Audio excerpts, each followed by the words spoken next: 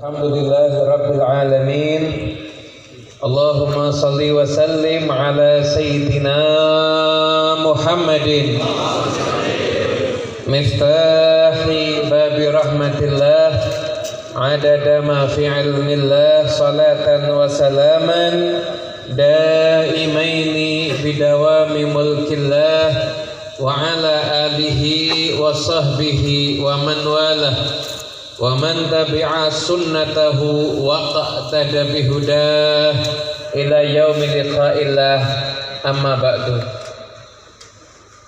Sedayanipun para habaib, para alimul ulama, para rama kiai, para masyayikh, khususipun Al-Habib Asad Aulia Segaf, Al-Habib Ja'far bin Syah Bakar, Habib Novel bin Syah Abu Bakar, Habib Husain Segaf, dan sedayanipun para habaib sanesipun ingkang kula hormati sedherek para rama kiai, Kiai Ahmad Sobri, Rama Kiai Abdul Muttalib, sedaya keluarga besar Kiai Ahmad Syamsul Ma'arif, Rama Kiai Muhammad Abror, Rama Kiai Abdul Mu'in, Rama Kiai Rifki Mustafa, Gus Imam, Gus Acir, dan sedayanipun para pejabat pemerintahan ingkang rawuh, hadirin wal hadirat yang dimuliakan Allah Subhanahu wa taala. Mugi-mugi sedanipun pikantuk barakah lan rahmatipun Gusti Allah Subhanahu wa taala. Amin Allahumma amin. Hadirin yang dimuliakan Allah Subhanahu wa taala, alhamdulillah malam ini malam pertama bulan kelahiran Nabi. Semoga malam ini jadi malam yang berkah untuk kita semuanya. Yang punya hajat, hajatnya kabul insyaallah. Yang ada harapan dalam hatinya, Allah berikan yang lebih indah dibandingkan harapannya. Yang bingung urusan rezeki, Allah berikan lancar rezekinya. Yang punya hutang, lunas semua hutangnya. Yang pengen jodoh, dapat jodoh yang soleh-solehah dunia akhirat. Yang pengen ilmu, dapat ilmu yang manfaat berkat malam mulia, malam kelahiran Nabi Muhammad sallallahu alaihi wasallam. Amin Allahumma amin. Hadirin yang dimuliakan Allah taala, jenengan kalau ditanya milih mana? Dikasih sama Allah atau dikasihi Allah? Dikasih sama Allah atau dikasihi Allah? Dikasihi Allah. Milih itu atau dikasih sama Allah? Oh, enggak bisa dua-duanya. Pilihannya cuma satu. Dikasih sama Allah atau dikasihi Allah? Dikasih Allah. Dikasih Allah tapi melarat. Milih mana? Dikasih sama Allah atau dikasihi Allah? Ya pilihannya dikasihi oleh Allah. Kenapa? Jangan bingung dengan kaya dan melarat, karena sebetulnya semua manusia itu tidak ada yang kaya, semuanya itu melarat. Benar apa enggak? Yang kita punya apa sih? Apa yang kita punya yang bisa kita pertahankan? Apa? Berapa banyak orang malam kaya, pagi udah miskin. Dan berapa banyak paginya miskin, insya Allah malam sudah kaya. Enggak penting. Karena manusia itu pada hakikatnya enggak punya apa-apa. Yang dipunyai oleh manusia yaitu punya iman kepada Tuhannya, yaitu Allah Subhanahu. Jadi kalau milih dikasih sama Allah atau dikasihi dan dicintai Allah, milih mana? Dikasihi dan dicintai oleh. Semoga semuanya dicintai Allah.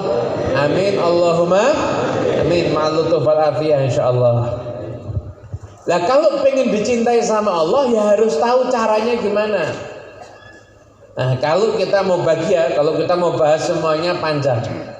Saya ini malam ini ceramah di samping saya banyak para habaib, para romo kiai. Saya sudah yakin di sini ceramahnya tidak mungkin lama-lama ini. Kenapa? Grogi saya soalnya. Ada banyak para romo kiai, ada banyak para habaib, banyak sesepuh, insyaallah dapat berkahnya. Amin Allahumma. Nah, hadirin dengan Allah taala, ada ucapan yang dicintai sama Allah, ada perbuatan yang dicintai sama Allah, dan ada sesuatu yang bentuknya zat yang dicintai sama Allah. Ucapan yang boleh dicintai sama Allah itu apa? Semua bentuk ucapan yang bisa mengingatkan kita kepada ngaji. Begini, kalau bisa mengingatkan jenengan sama Allah, ngaji ini dicintai sama Allah. Zikir jenengan, kalau jenengan zikir nyebut la ilaha illallah, bisa buat jenengan ingat sama Allah, berarti jenengan ucapan zikirnya dicintai sama. Jenengan baca Quran, baca Qurannya buat jenengan ingat sama Allah, berarti ucapan Quran yang keluar dari lisan jenengan itu ucapan yang dicintai sama Habib. Saya baca Al-Quran surat Al-Waqiah niatnya biar kaya, boleh apa enggak? Kan banyak yang tanya begitu ya. Baca surat Al-Waqiah niatnya biar kaya, itu ikhlas atau enggak? Nah, para ulama mengatakan kalau jenengan baca surat Al-Waqiah niatnya minta kekayaan langsung dari Allah Subhanahu wa ta'ala, maka itu termasuk ikhlas. Kalau mintanya sama Allah. Tapi kalau baca surat Al-Waqiah, saya baca surat Al-Waqiah, kenapa? Biar saya dikirimi sama Gus Ajir dan Gus Imam beras setiap bulannya. Nggak ikhlas ini berarti. Kenapa? Mintanya bukan sama Allah, mintanya sama makhluk. Nggak ikhlas. Tapi minta, kita tuh minta kaya boleh, tapi mintanya sama yang punya kekayaan. Siapa yang punya kekayaan? Allah. Minta sama Allah. Minta kekayaan sama warung, keliru. Habib, gimana ini? Karena PPKM, wah usaha saya dan sebagainya, warung saya, mungkin toko saya, mungkin bisnis saya dan lain sebagainya. Rezeki yang ngasih bukan warung, rezeki yang ngasih bukan toko, rezeki yang ngasih bukan pabrik, rezeki yang ngasih bukan juragan, rezeki yang ngasih bukan majikan, rezeki yang ngasih bukan pemerintah. Kalau selama ini kita nganggap rezeki kita dari warung kita, dari pemerintah kita, dari toko kita, dari pabrik kita, keliru. Rezeki itu yang ngasih Gusti Allah. Jadi sekalipun tidak punya warung, tidak punya toko, tidak punya pemerintah sekalipun, seandainya tetap bisa dapat rezeki karena yang ngasih itu Gusti. Dan sekarang baca surat Al-Waqiah niatnya biar kaya, boleh apa enggak? Dengan catatan harapan biar kayanya disandarkan hanya kepada Allah Subhanahu wa ta'ala. Jadi kalau baca surat Al-Waqiah rajin, tapi setiap ketemu orang kaya, Masya Allah, muji-muji berlebihan. Kenapa? Berharap dikasih duit. Oh, berarti waqiahnya enggak ikhlas itu. Kenapa? Harapannya bukan kepada Allah, tapi kepada makhluk. Boleh minta kaya boleh, tapi mintanya kepada Allah Subhanahu wa ta'ala. Oh, Masya Allah, baca Waqiah rajin, ketemu orang kaya muji-muji, bapak itu luar biasa, kentutnya aja wangi, karena kepinginnya dikasih duit sampai bohong akhirnya. Nah, kalau gitu nggak boleh ya. Nggak apa-apa.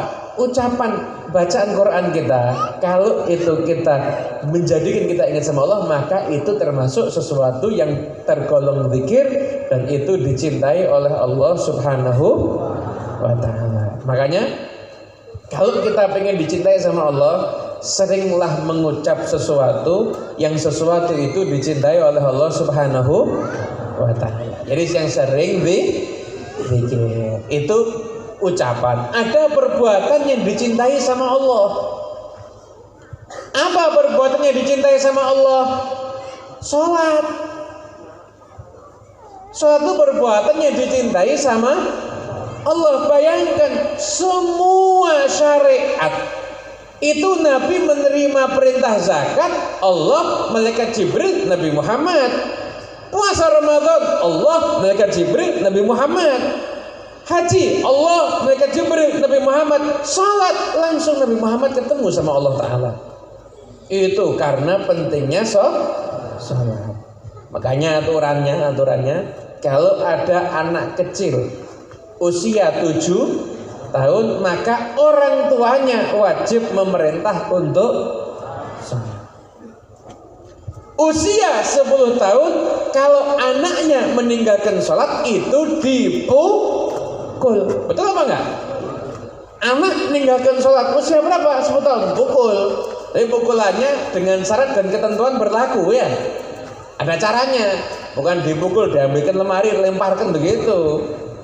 Atau diambilkan pecut, enggak. Pukulan tidak boleh di bagian vital, jangan meninggalkan bekas, jangan di bagianmu. Buka pukulannya seandainya hanya ada rasa sakit yang membuat anak itu cerah. Anda bisa bayangkan seseorang sesantun, sehalus, selembut, sekasih sayang Nabi Muhammad sallallahu alaihi wasallam mengatakan pukul kepada anak usia 10 tahun, urusannya apa? Salat. Nabi itu orang yang paling punya jiwa kasih sayang, tapi urusan salat anak usia 10 tahun pukul. Ini makhluk paling kasih sayang loh ini. Semua kasih sayangnya hamba dari zaman Nabi Adam sampai nanti hari kiamat, kalau dikumpulkan tidak ada yang bisa mengalahkan kasih sayang yang ada dalam hatinya Rasulullah. Tapi Rasulullah dengan penuh cinta yang seperti itu, dengan lembutnya seperti itu, halusnya seperti itu, urusan sholat sama anak umur 10 tahun Nabi mengatakan pukul. Kenapa? Karena pentingnya urusan sholat. Penting sekali itu urusan makanya sampai dia mengatakan pukul. Padahal anak usia 10 tahun loh. Itu kan harusnya kita kan nggak tega. Nabi Muhammad itu manusia yang paling nggak tegaan. Tapi urusan sholat Nabi bilang pukul. Kenapa? Karena sholat itu penting. Kenapa? Anak usia tahun nggak sholat, nggak dipukul sama orang tuanya, berarti orang tuanya tega kalau anaknya sampai balik nggak mengerjakan sholat. Yang benar orang tua yang kasih sayang, lihat anaknya usia 10 tahun nggak sholat, pukul. Itu orang tua yang benar, orang tua yang cinta kepada anak. Contoh. Ada anak tidur di satu rumah. Mudah-mudahan ini kejadian tidak terjadi sama kita, insya Allah ya. Amin Allahumma. Tidur di satu rumah, kemudian rumahnya kebakar, rumahnya terbakar. Terus orang tua bilang begini, anaknya jangan dibangunkan, kesian lagi tidur. Ini orang tua cinta sama anak apa enggak cinta sama anak? Cinta apa enggak cinta? Jawab yang kompak, cinta apa enggak cinta? Enggak cinta. Harusnya kok cinta gimana? Bangunkan kan? Tapi tidur kesian. Tidur kesian loh. Tadi malam nggak bisa tidur, dia baru tidur. Bangunkan nggak? Bangunkan nggak? Kalau orang tua cinta sama anak, pasti anaknya dibangun. Kenapa kok dibangunkan? Karena kalau nggak bangun nanti bisa maaf, lebih tega orang tua yang nggak bangunin anak, biarkan anaknya tidak mengerjakan sholat. Kenapa? Terbakar di dunia itu enteng, yang bahaya itu terbakar di akhirat. Waliyadzubillah min. Mudah-mudahan kita, keluarga kita, sahabat kita semuanya selamat insya Allah. Itu saking pentingnya urusan sholat. Nah kalau anak udah balik nggak sholat gimana? Syariat memang menyatakan orang tua udah nggak mukul lagi ya. Tapi khawatirnya apa? Kalau sampai balik tidak mengerjakan sholat, orang tua udah nggak ada kewajiban mukul. Yang ngeri kalau yang mukul itu Allah. Nah, kalau Allah itu sudah mukul, sebanyak apapun duitnya, setinggi apapun pangkatnya, sehebat apapun pengaruhnya, dipukul sama Allah Ta'ala, tidak akan bahagia di dunia sampai di akhirat. Kenapa? Yang mukul Allah. Berarti urusan sholat penting apa nggak penting? Penting. Nah, ini yang diberikan Allah Ta'ala, Bapak Ibu yang diberikan Allah Ta'ala. Saya nanya nih, pengen hidupnya berkah? Kok tidak ada yang pengen kayaknya ini?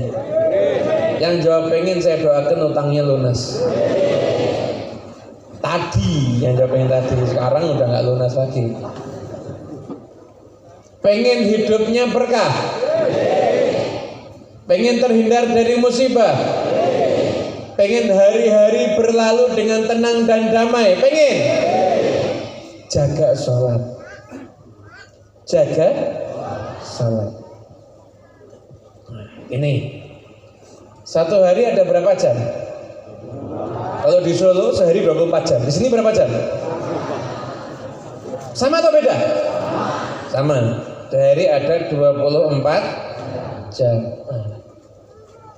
Dari 24 jam, waktu alokasi untuk sholat itu berapa jam? Berapa jam? Ya, potongan kita kan ya semi soleh dikit gini ya. Ya mungkin sama wiritan dikit-dikit setengah jam ya. Setengah jam. Nah, Anda harus tahu 24 jam kita barokah, enggak barokah, selamat, enggak selamat, tenang, enggak tenang, damai, enggak damai. 24 jam ini tergantungnya setengah jam. Yang setengah jam ini dijaga, 24 jam dijaga sama Allah Subhanahu. Makanya di kitab Nasaih Ad-Diniyah Al-Habib Abdullah bin Alawi Al-Haddad, beliau mencantumkan hadis, kalau ada orang yang mengerjakan sholat dan menjaga sholatnya dengan baik, maka sholatnya berkata kepada dia, kamu telah menjagaku, semoga Allah juga akan menjagamu. Jadi kalau kita menjaga sholat dalam sehari, Allah pasti akan jaga kita. Kuncinya apa? Kuncinya dengan mengerjakan sholat. Makanya pengen dicintai Allah, ya kita harus sholat. Udah sholat isya? Khusyuk apa enggak khusyuk? Jamaah apa enggak jamaah? Semoga jamaah dan usahakan khusyuk itu ujian seumur hidup. Hari ini khusyuk, besok belum tentu bisa. Tapi setiap saatnya kita harus berusaha agar kita bisa sholat Gimana biar bisa sholat khusyuk? Ulama ngasih ikat gini aja dah. Kalau kita itu sholat ada nggak khusyuk, mama zuhur. Jadi dengan zuhur tuh kalau di Solo 4 rakaat, di sini berapa zuhurnya? Oh sama ya. Zuhur juga 4 rakaat. Umpama ndak khusyuk 2 rakaat, nanti jenengan tambalnya kemana? Ba'diyah zuhur, jenengan kerjakan 2. Niat nambal.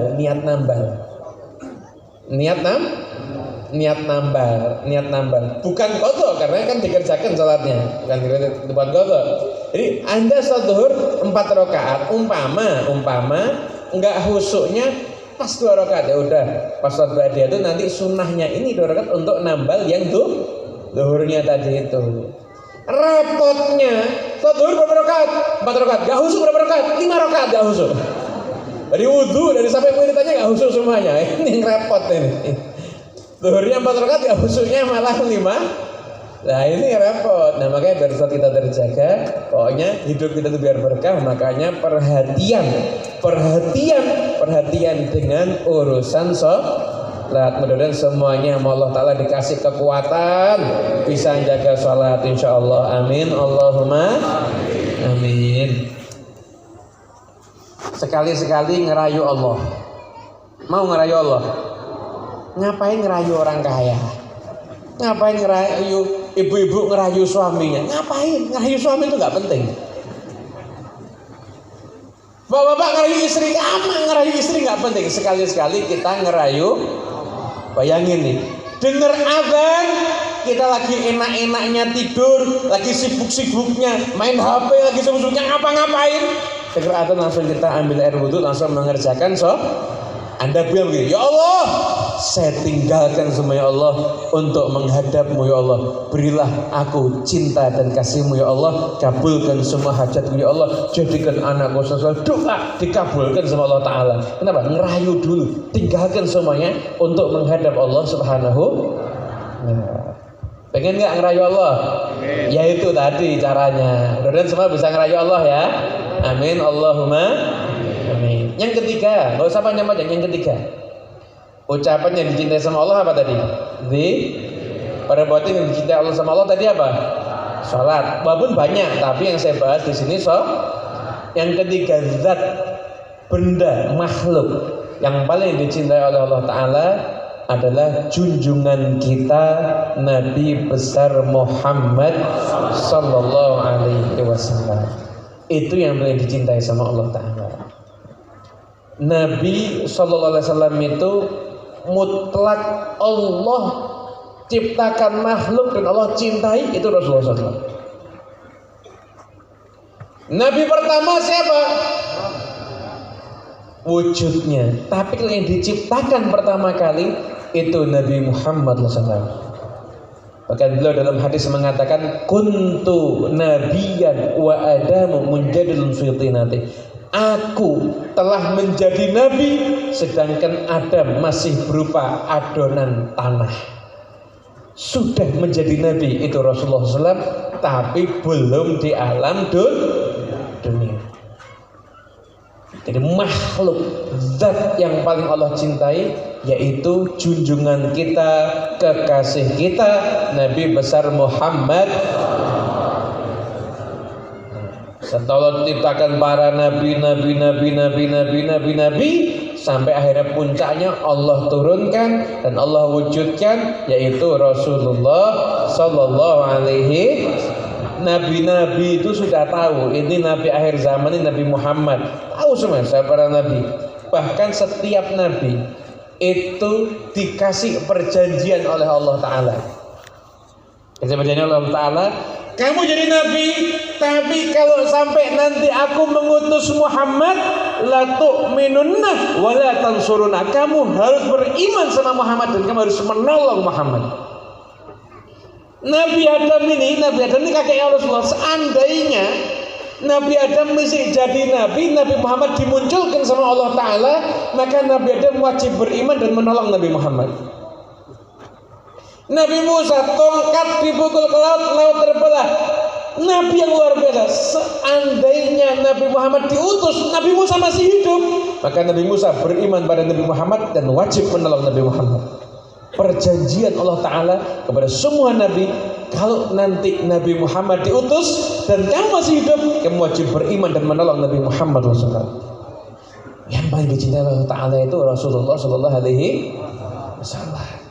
Sia-sia hidup kita nih di dunia kalau kita nggak pernah kenal bagaimana kebesarannya Rasulullah Sallallahu Alaihi Wasallam. Sallallahu Nabi Muhammad. Makanya kalau kita mau ceritakan kebesaran Nabi luar biasa. Anda nanti ini kan kita bulan Maulid lihat ya syiar-syiar Rasulullah SAW kan, lihat kan? Syiar-syiar Nabi itu di mana-mana tersebar luar biasa. Anda nanti di akhirat Anda bakal lihat syiar Nabi lebih besar dibandingkan yang ada di dunia ini. Anda lihat aras, tiangnya aras apa? La ilaha illallah Muhammadun Rasulullah. Anda masuk surga banyak tulisan Muhammad di situ. Di mana-mana di akhirat banyak bentuk penghormatan Allah pada Rasulullah SAW. Jadi isi armul yang Anda lihat sekarang ini dibandingin yang Allah siapkan untuk Nabi di akhirat masih lebih istimewa yang Allah siapkan untuk Nabi di akhirat. Bahkan ini hebatnya. Ini penyampaian daripada Habib Umar bin Hafid ketika ditanya sama Habib Nafal Al-Idrusulu.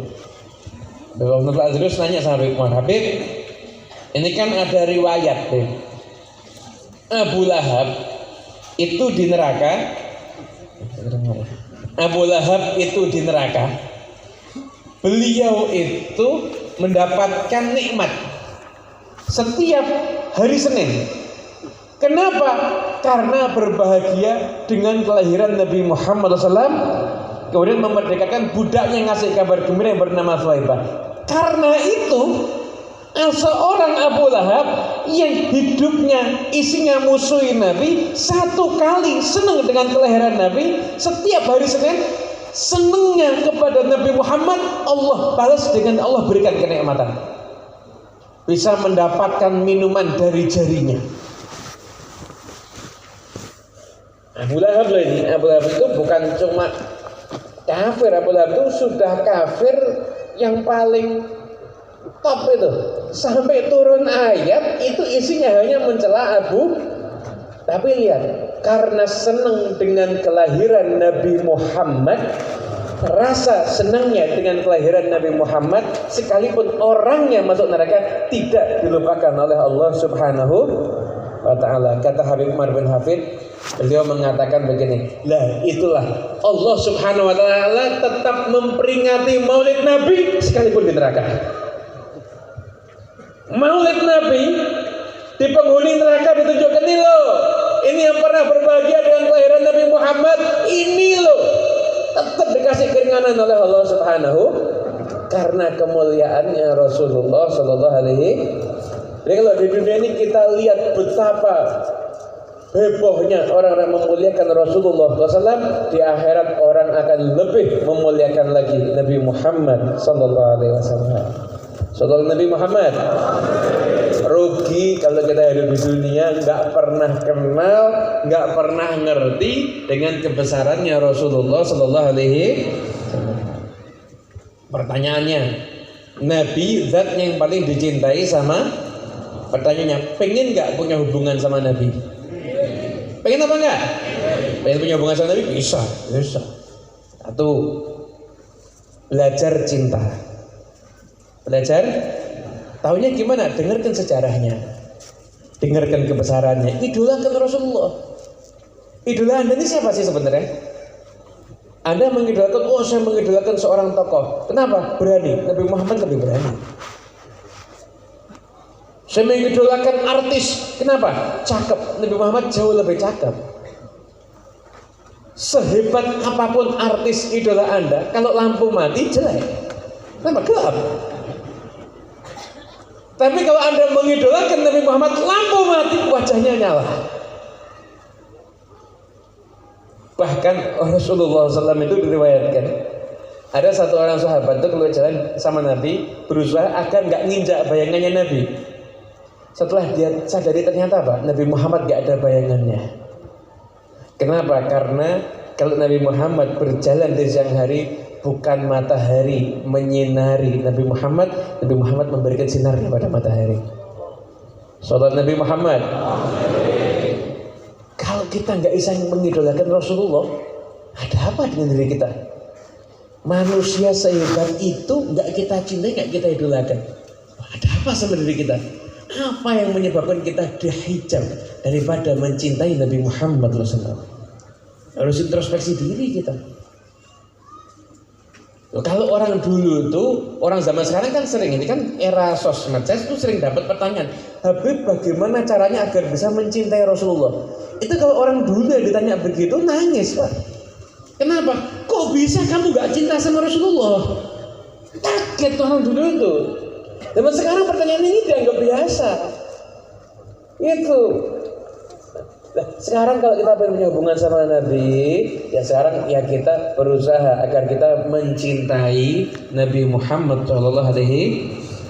Belajar. Berarti apa? Ada usaha untuk kenal, usaha untuk untuk merindukan dan lain sebagainya. Nanti Allah Taala akan letakkan dalam hati kita cinta kepada Nabi Muhammad SAW.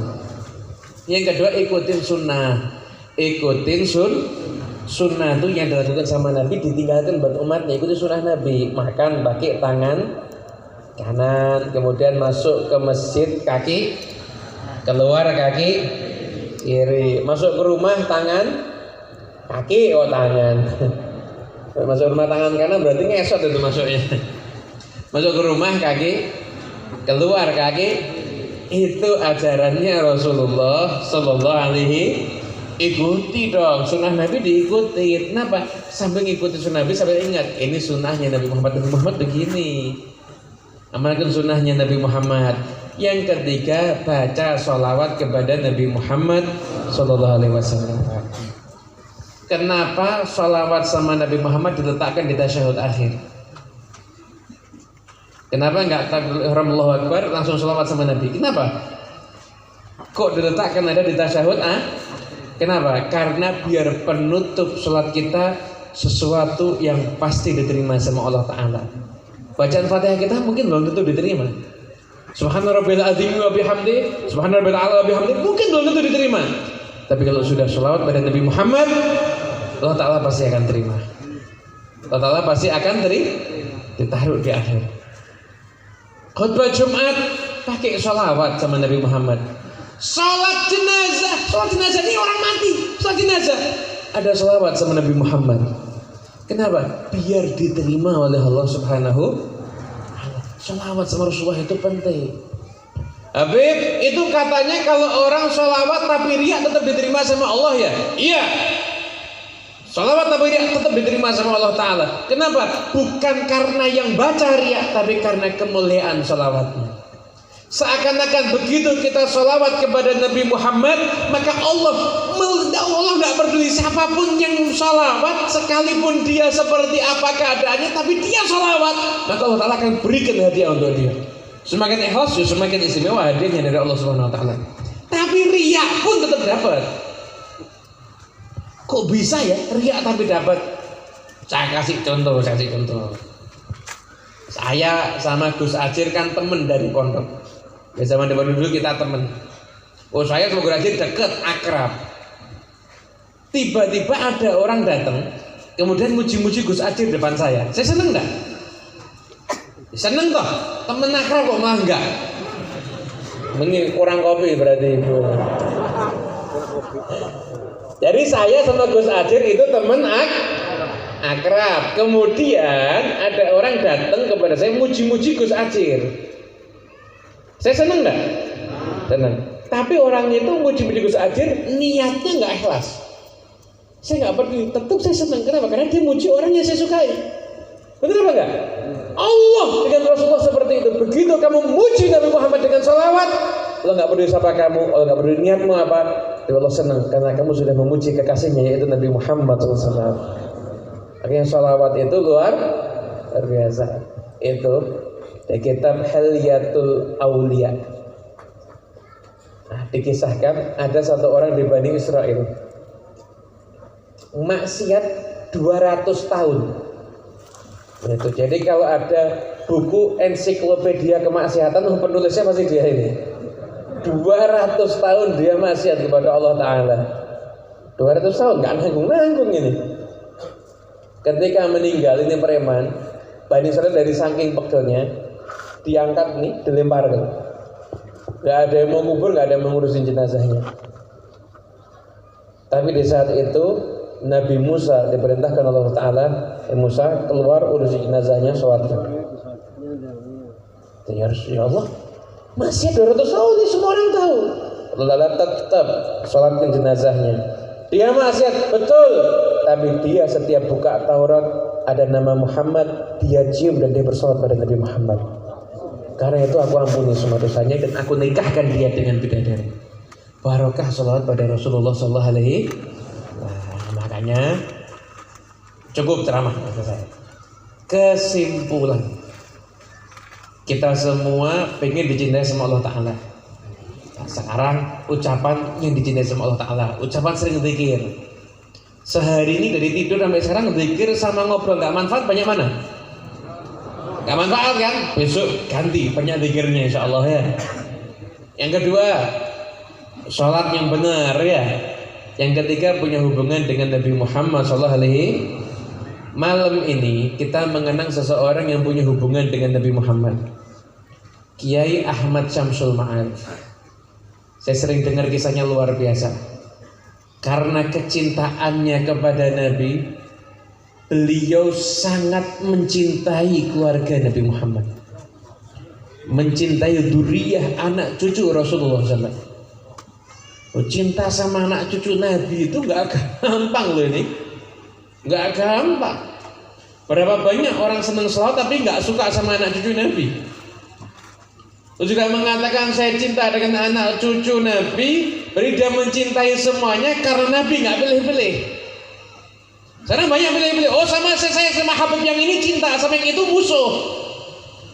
Itu orang model begitu, terus ngomong sama Rasulullah, ya Rasulullah, saya cinta sama cucumu yang ini, saya tapi musuh yang satunya. Kata Rasulullah, saya nggak butuh cintamu.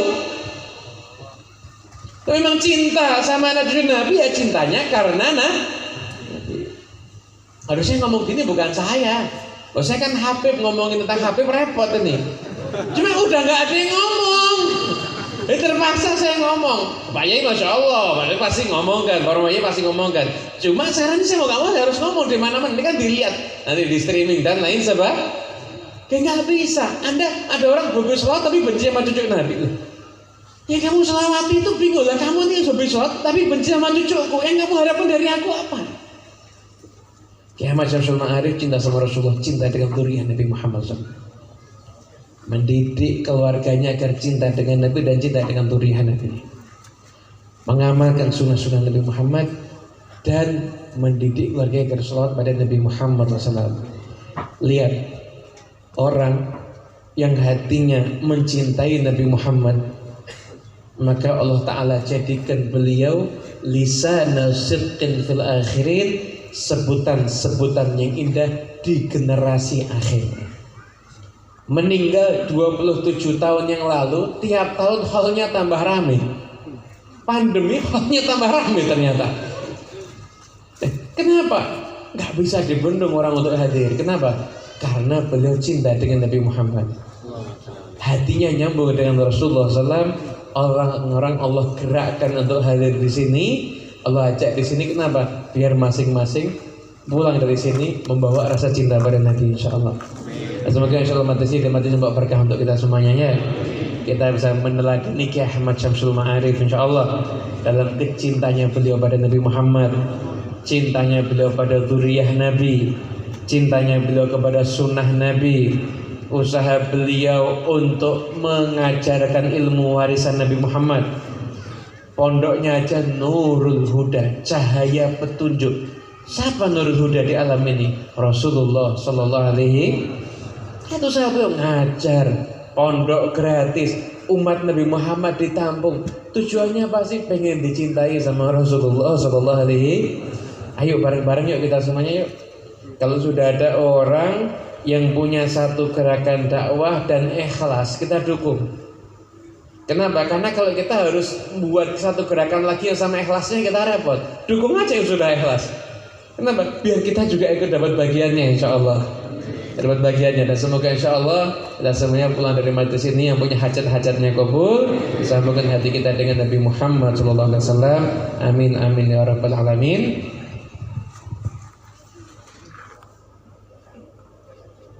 Ada setelah ini acara akan diakhiri. Sebelum untuk menutup majelis ini biar tambah berkah ya, kita baca zikir la ilaha illallah bareng-bareng ya. Afdalu ma qultuhu ana wan nabiyuna min qabli la ilaha illallah.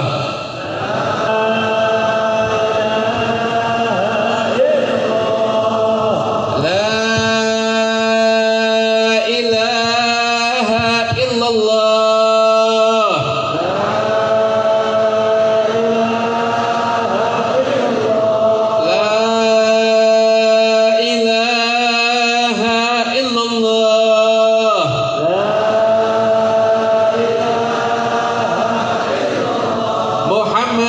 Rasulullah sallallahu alaihi wasallam. Syarafa wa karama jadratum kalimatu haqqin 'alaiha nahya wa 'alaiha namut hatta insyaallah ta'ala min al-amin al-amin. Al-Fatihah bil qabul wal iqbal al-ahwal wa iftah 'alaina wa ratlaban futuh al-arifin. Fakina yakum fi dina'ulna yakum ta'aluna yaghfir lana wa li waliina masyayikhina khususan al-marhum Kiai Ahmad Syamsul Ma'arif wa walidayhi wa masyayikhih wa nasafna salli bi mithli hadhihi da'wat wa munasabat wa ila hadratin Nabi Muhammad sallallahu alaihi wasallam. Al-Fatihah.